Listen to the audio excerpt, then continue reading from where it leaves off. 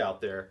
But they do have a kit here, kind of showing off some of their better hand tools that are out there. This is a 3/8 inch 56-piece ratchet and socket set, and has its own carrying container here with, which is pretty cool. The first part that's pretty cool is the removable tray. So a lot of times, you know, you've got these things that just get so dirty and everything else, but now you've got a tray, you can pull it out. And one of the things you'll notice right off the bat is these things look a little bit different. They've got a 4 flat side on the bottom of not only the deep sockets, but also your standard sockets. So what's that used for? Well, it's got a couple uses. You know, one use is if you put it down on the table sideways, you don't have your sockets rolling around. You know, who knows where you are in the car? Sometimes you're putting stuff on the ground. You don't have that happening. If it's, you know, if it's round, it's going to roll off. But with this, there you go. You have a pretty good steep slope before it starts to move. So that's one advantage to it. The second advantage is the ability to basically use it as a driving surface. So you could take, here's your 14 millimeter, you take your 17 millimeter, and now you can get into those tight spots and use this to basically move it. We've got the cool thing is on those really small ones, this can get you in a spot where you would otherwise not be able to get in there to get that nut or bolt. So it's got some pretty cool technology as far as that goes. On top of that, you've got a 90 tooth ratchet here. And it's all fully polished, fully rounded, but it's flat here so you can get a good grip, but you don't have, you know, some of the cheaper stuff out there has some pretty sharp edges, doesn't feel good in your hand, but this one does. So it's a pretty good set. I mean, you got all the way from 1/4 inch to I believe it's 1 inch on the sockets on the standard side, and on the metric side you go from 6 millimeters up to 19 millimeters. So 56 piece set right there, and put that back. So Milwaukee tools, you may not know them for their non-battery powered tools, but they actually make some pretty good ones here, and that's just one example. Now let's take a look at something here.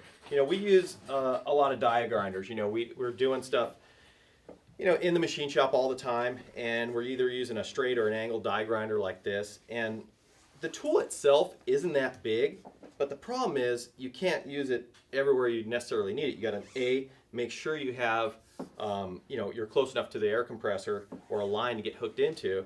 And the second thing is, when you're using it, you've got this to deal with. You know, you can't just move it freely. You've got the hose basically interfering with what you're trying to do. So Milwaukee looked at that problem and came up with a solution. So this right here is Milwaukee's solution to this. So this is the complete kit, and with all the Milwaukee kits, usually you can buy tool only or a complete kit.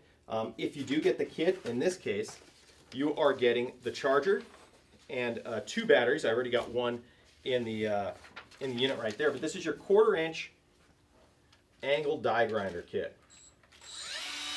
And the cool thing is it's variable speed. So I can be at 24,500 RPM, or I can hold this down for a second. Now I'm at just 10,000 RPM. Hit it again. I'm at 15,000 RPM. And one more time, I can go to 20,000 RPM. So it's got the ability to run at different speeds, and depending what you have attached on here, you're going to want to run it at different speeds. The 1/4 inch mandrel right here, that's the same that you use for basically any die grinder out there. So all the tools and bits and stuff that you would put in there, it's going to fit this just like it would if you had the, you know, the conventional type one. And so that, I'm sorry, it's the other thing I wanted to mention about it. It actually, this little thing here with the M12 batteries actually puts out 0.3 horsepower. So it's pretty impressive. And we look forward to using this in the shop and seeing where we can use it where the conventional one gets in the way. And since it's been going a little bit here, we wanted to kind of check in on our little project here with the Evaporust. And well, that's pretty impressive, I would say. This was our hole saw that looked like all of the back here, and we had it in there for just a bit. And let's see, I'll show you what it looks like when you kind of wipe it off.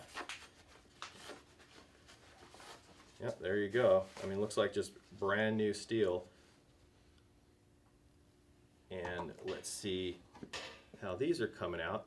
So you'll notice when you use this, you'll get like kind of a black buildup on it. That's the color that the rust has kind of been turned to. Anything that's been rust that's been kind of worked off of there. Let's kind of rub it here a little bit. Let's see what we got. So you can see a lot of the discoloration and stuff is gone. And we'll let that one soak a bit more. But we're going to try to find some more parts in here to kind of soak along. Need a bigger container really if we're trying to do this one, but we'll go ahead and see how that progresses.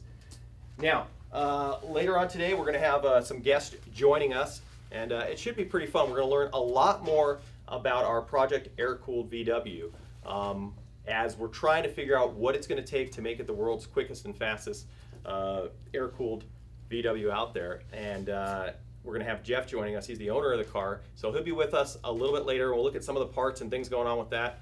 And so make sure you stay tuned, and we're going to send you a reminder of when we're going live right before we do next time, so you guys don't have to just wait there. We'll tell you when we're coming on.